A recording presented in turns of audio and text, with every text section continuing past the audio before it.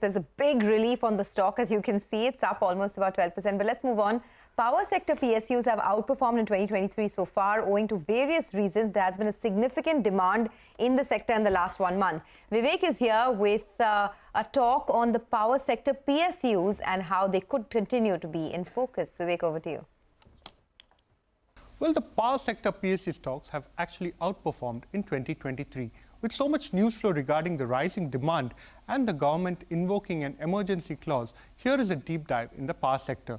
Demand has been quite strong and growing in February, with peak demand constantly breaching 200 gigawatts on a daily basis. When you're talking about what exactly is causing this particular rise, it's a double whammy of heat waves, and the El Nino impact is expected to keep power demand quite high.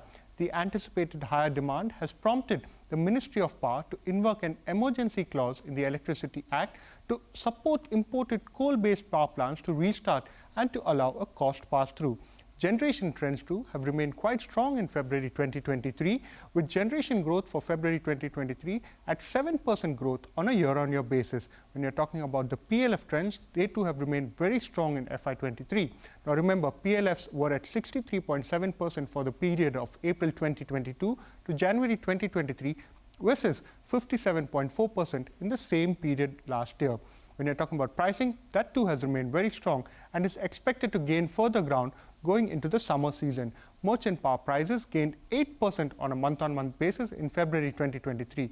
Now, talking about the power sector stocks, why have they done so well in 2023? It's a combination of factors. Number one, utilities are seen as a defensive, high dividend yielding bet in a volatile environment.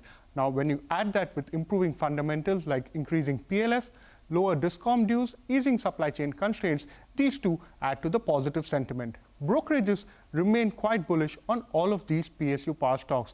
In fact, all of the brokerages have a positive stance on NTPC, with HSBC having a target price of 205 rupees a share. Citi too is very bullish on the prospects of Power Grid, with a target price of 275 rupees a share. All right, thanks a lot for that. That's a deep dive into the power sector. Let's slip into a quick break. On the other side of the break, Sudeep Shah of SBI Securities will be joining in. He'll get us some trading strategies. Do stay tuned in.